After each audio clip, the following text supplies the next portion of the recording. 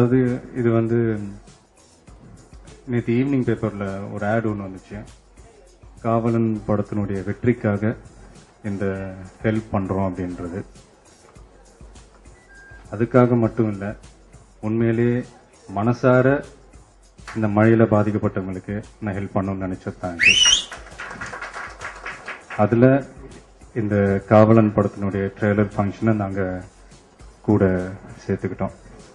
ஒரு நல்ல காரியம் பண்ணும்போது இந்த விஷயத்த கூட சேர்ந்து பண்ணதுல எனக்கு ரொம்ப சந்தோஷம். இந்த படம் எனக்கு கிடைச்சது ஒரு பெரிய பாக்கியம் சொல்லலாம். ஒரு 6 மாசம் முன்னாடி திருப்பதி போயிருந்தேன். கீழ் திருப்பதியில இருந்து மேல் திருப்பதி வரைக்கும் நடையா நடந்து போனேன். அப்ப வந்து எனக்கு தரிசனம் வந்து உடனே நீ பிடிச்சு தள்ளி விட்டாங்க. வேகமா ஜரகண்டி அப்படின்ட்டு வேகமா தள்ளி விட்டாங்க. அப்ப ரொம்ப வெக்ஸ் ஆகி நான் நடந்து வந்துட்டு இருந்தேன். அப்ப வந்து ஒரு தெலுங்குக்கார் ஒருத்தர் திடீர்னு கூப்பிட்டு ரெண்டி அப்படின்னாரு. எனக்கு ஒன்னும் புரியல. கூப்பிட்டாரு, அந்த உண்டியல் பக்கத்துல நீ கூட்டு போனாரு. எதுக்கு கூப்பிடுறாருன்னு ஒன்னும் புரியல. அப்ப வந்து இந்த உண்டியல வந்து நாங்க சீல் வைக்க போறோம், அதுக்கு வந்து நீங்க சாட்சி கையெழுத்து போடுங்க அப்படின்னு சொன்னார். ஏங்க இத்தனை பேர் இருக்காங்க, என்ன ஏங்க கூப்பிடுறீங்க அப்படின்னு கேட்டேன். அப்ப அவர் சொன்னாரு, இல்ல நாங்க திடீர்னு யாராவது கூப்பிடுவோம், பப்ளிக் விட்னஸ் ஒருத்தர் பண்ணணும் அப்படின்னு சொல்லி சொன்னாரு. அதாவது பொதுவாகவே இந்த ஆடியோ ரிலீஸ்,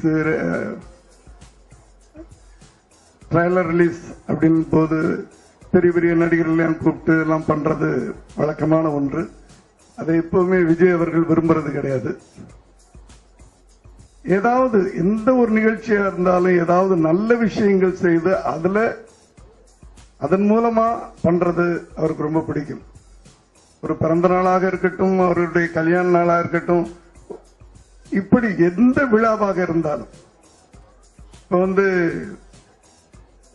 போன மாசம் உங்களுக்கு எல்லாம் தெரியும், அவர் உடுமலைப்பேட்டையில் ஷூட்டிங்ல இருந்தப்போ,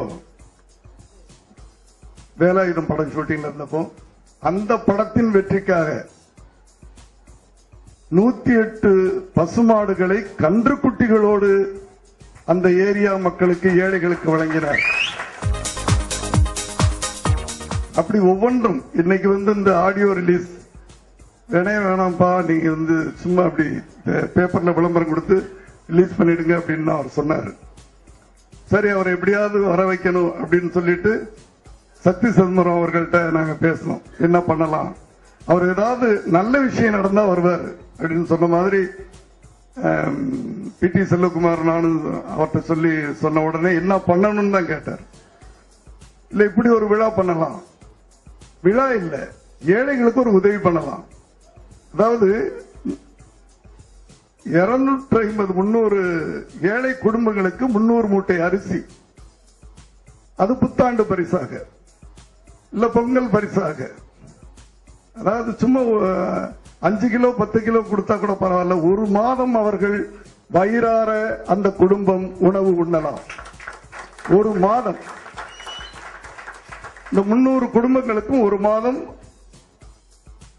இப்படி ஒரு நல்ல நிகழ்ச்சியை ஏற்பாடு செய்து இதிலே வந்து ஒரு ட்ரைலர் ரிலீஸ் பண்ணி அந்த 300 குடும்பங்களுடைய பிளஸிங்ஸ், அந்த ஆசீர்வாதங்களோடு இந்த நிகழ்ச்சியை நடத்தலாம் நாங்க நினைச்சோம். அதற்கு பெரும் துணையாக இருந்த சக்தி சிதம்பரத்துக்கு மகன் விஜய் அவர்களின் சார்பாக நன்றியை தெரிவித்துக் கொள்கிறேன். எது சொல்றதுன்னு எனக்கு தெரியாது. ஆனா விஜய் பத்தி எனக்கு நிறைய சொல்ல வேண்டியது இருக்கு. ஆனா டைம் இல்ல. எனக்கு தம்பி அவர் ஏஜ்ல, ஆனா அவர் எனக்கு அண்ணன். நிறைய விஷயங்கள் அவர்களுக்கு நான் கத்துக்கிட்டேன். என்னை பத்தி பொதுவா சொல்லுவாங்கன்னா ரொம்ப பொறுமை உள்ளவன், பேஷன்ஸ் உள்ளவன் சொல்லுவாங்க. என்னை விட பொறுமையும் பேஷன்ஸ் இருக்கிற ஒரே ஒரு ஆள சினிமாவில் நான் பார்த்திருக்கிறது விஜய் தான். அது மாதிரி எந்த டைரக்டருக்குமே, நான் இல்ல எந்த டைரக்டருக்குமே இந்த அளவுக்கு கம்ஃபர்டபுளான ஒரு ஹீரோவை கிடைக்கிறது ரொம்ப கஷ்டம். நமக்கு லொகேஷன்ல இந்த படத்துக்காக, இந்த படத்தோட சக்சஸுக்காக என்னென்ன பண்ணணுமோ அதுக்கு எந்த விதத்திலையும் ஒரு பெர்சன்டேஜ் கூட யோசிக்காம டைரக்டர் கூட ப்ரொடியூசர் கூட நிக்கிற நிறைய ஆர்டிஸ்டுகள் இருக்க மாட்டாங்க. அப்படி யாராவது இருக்காங்கன்னு கேட்டா எனக்கு சொல்றதுக்கு என் எக்ஸ்பீரியன்ஸ்ல விஜய் தான் நம்பர் 1.